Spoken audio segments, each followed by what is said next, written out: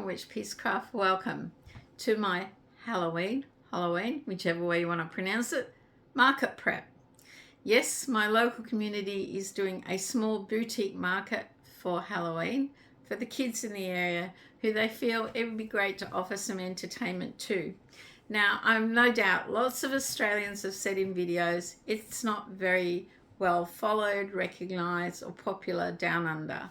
But when they theme a market here, they usually are well attended by the local people and a few of the others. So I have a bay at this market and right now it's stressing me out no end because I've got a good location, but it's a really tight area. I spoke to the organizer, she was trying to do up the site maps when I spoke to her. She said, I've got 70 to try and fit around the hall and put everywhere. And I do like this lady organizing them because she keeps all the food stalls together right away from the other stalls. So I have no risk of my plushies picking up food fumes like smoking or barbecues.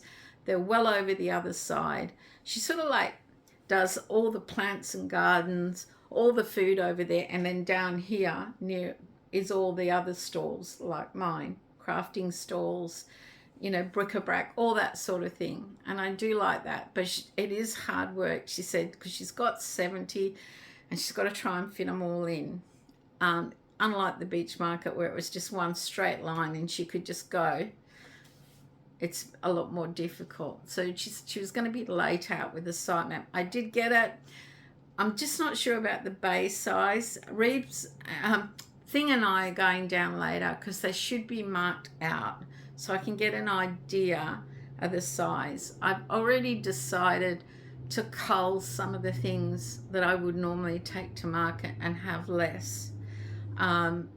Mainly because I'm not expecting it to be a huge market of sales. Socioeconomic area, our whole city is suffering. The kids have just gone back from school holidays for a week, so parents are probably broke after school holidays.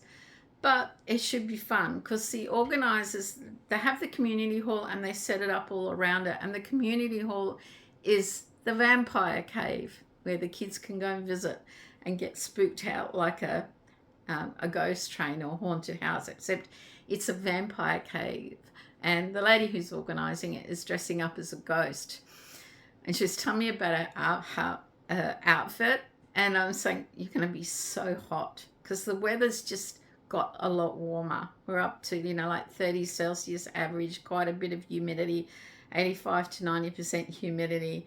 And I don't think her outfit is going to breathe too much. So I said, if I see you laying on the ground, I know you're not just a ghost on the ground, you've actually passed out. Anyway, because it's Halloween themed, and yes, I don't make a lot of Halloween things, Thing and I decided for this market, we do like an inventory retail count of what, you know, the cost of the gross value of product I have on hand. It's embarrassing. So far, we're at $4,500 and I have 4 tubs to go through and price. I'm expecting to hit $6,000 gross in retail value. That's why I need to do more markets to move some of these things along and not be so prolific to make things. However, I have decided, because we've been asked to dress up our store, I did go to our box store Spotlight. They were having a sale on their Halloween stuff. And what triggered it was one of my subscribers has sent me a photo for Pink October of a skull wearing a beanie. That'll be in another video. And I remembered they had these big skulls and I thought that'd be great if they're discounting them. Me, I didn't look online at the price. I just went thinking they're roughly $10.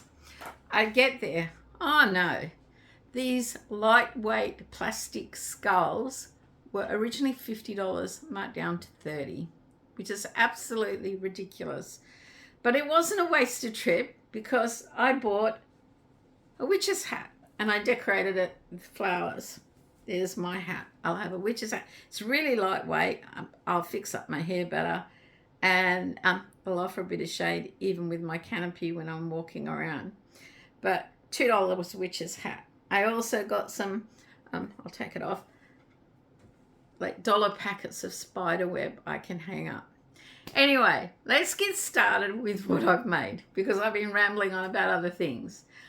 Where do I start?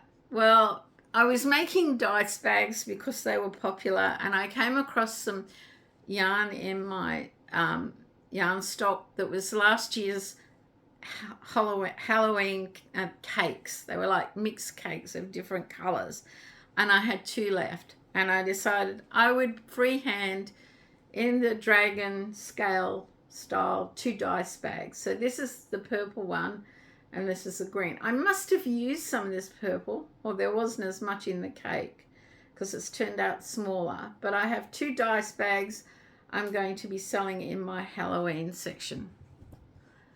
I then, ages ago, was watching Ella from No Catchy Name, and she made a baby goblin, which I really liked. And I went and bought the pattern off Etsy. Did I write it down? No, I didn't. I don't know when I bought it.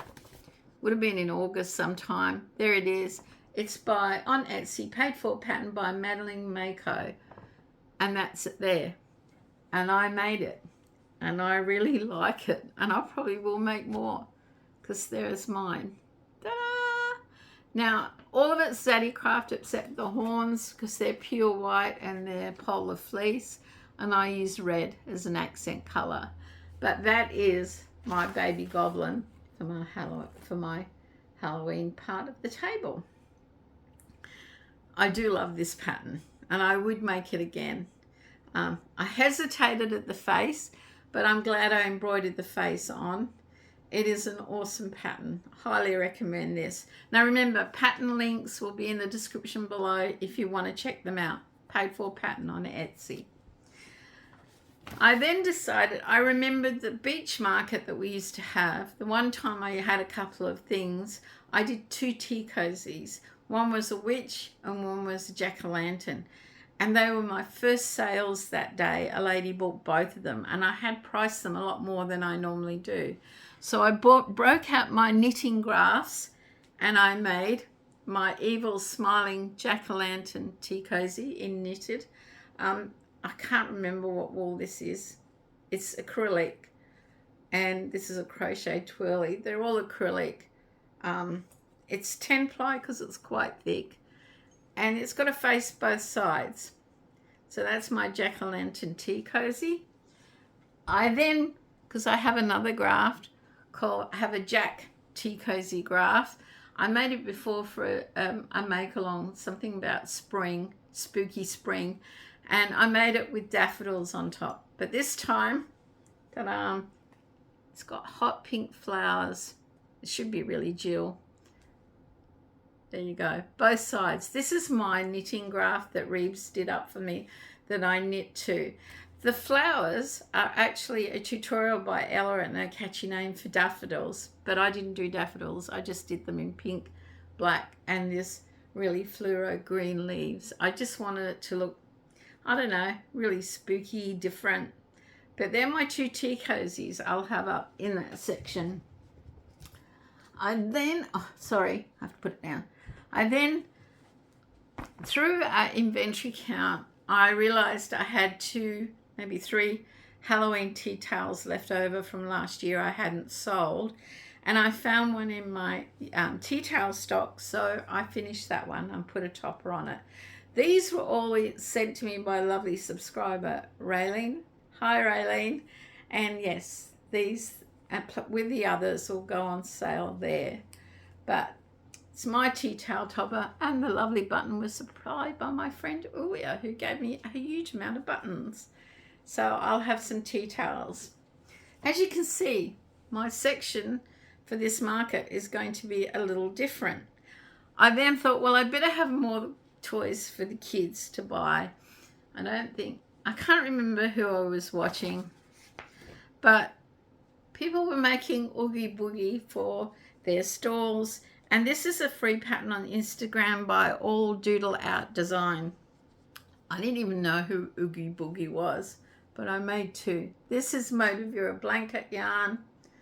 And when I looked up what he was, I noticed he had stitching. The pattern doesn't have stitching down the sides. He's all stitched up. So I stitched him up mine and I made 2 of those.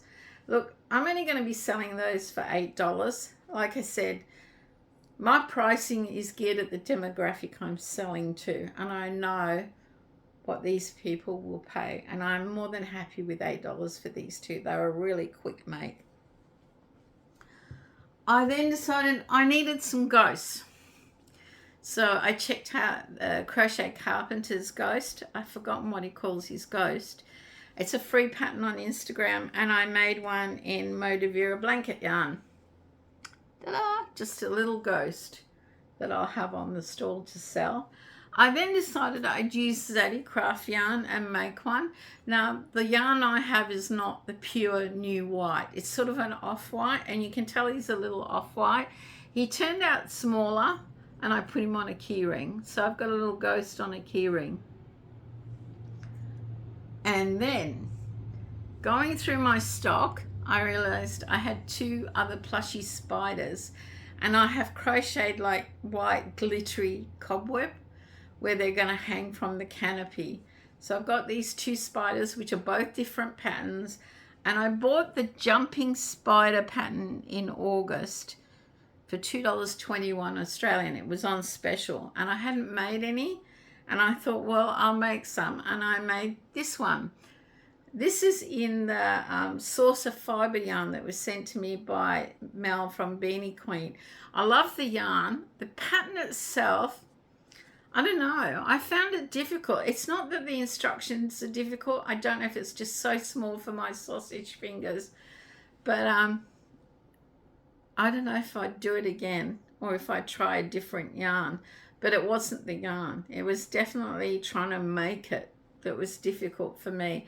Maybe second time will be a charm. But I've got a little crocheted cobweb thing where it attaches with a stitch marker and then he hangs from the roof.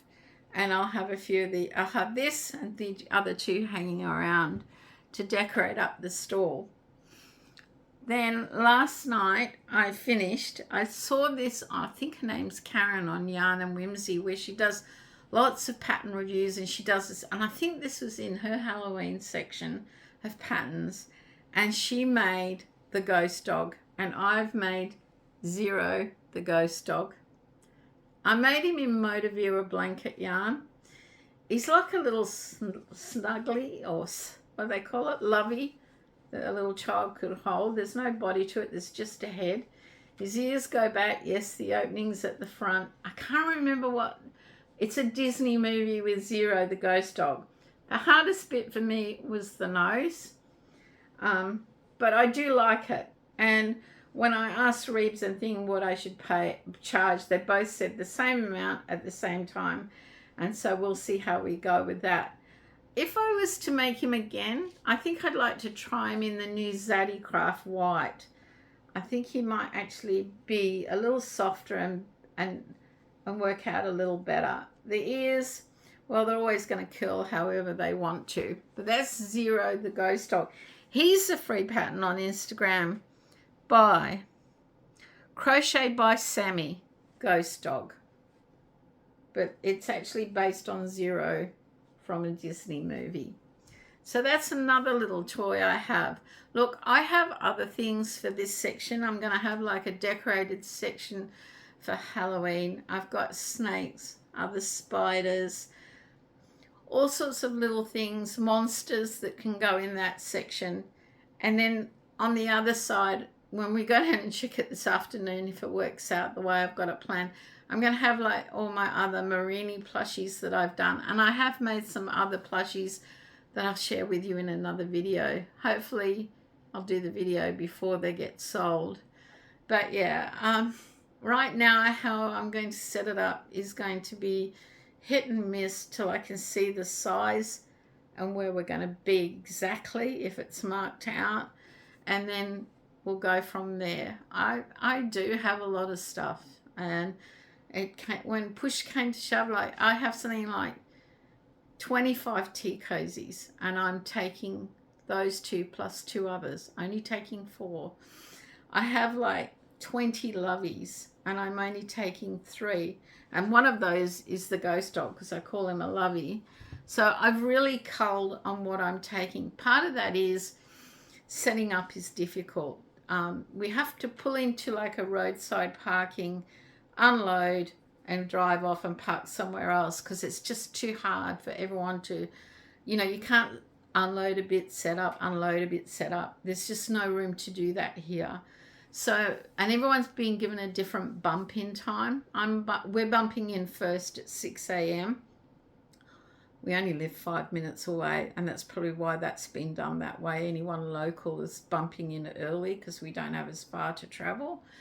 And we'll probably go down early.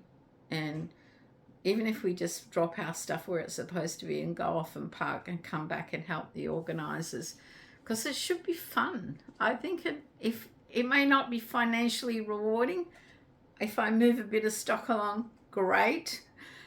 But it would be fun, and I am looking forward to it. As tired as I am at the moment, I will sleep well tonight before this market, that's for sure. So will Thing, I think. He's like, oh. But yeah, I got everything out yesterday afternoon, and I went, I'm not taking that. I'm not taking that. Even equipment, no, I'm going to do something, don't take that. It's too heavy. We'll do something lighter. And just make it as basic as possible, but attractive with hanging things. And hopefully I have a laughing witch, which will be near me at the checkout where I can press and she'll give out the laughter. I know when I used it at the beach market, the kids loved it. There was one little toddler in a pram that just kept saying, more, more, more. Last time I nearly flattened the battery. But yeah, I'll take my witch along and hang her up and just create an atmosphere and have some fun. So guys, let me know which was your favorite item that I have made for this part of this themed market. For me, I can't make up my mind if it's the Goblin, the Ghost Dog, or Jill Jack Tea Cozy. I don't know. They're very different, and no doubt hopefully I'll sell both, if not one of them. But guys, thanks for stopping by and watching my prep for market. There are so many market prep videos and we all tend to make the same things. And I did try to think outside the square and make a few different things for my people that I'll be my customers, so that they can go, oh, I like that, haven't seen that before. Okay, till next time, which probably will be very quickly in a few days, I'll do a market recap, tell you how it went, and see you then. Stay safe, stay well. Bye for now.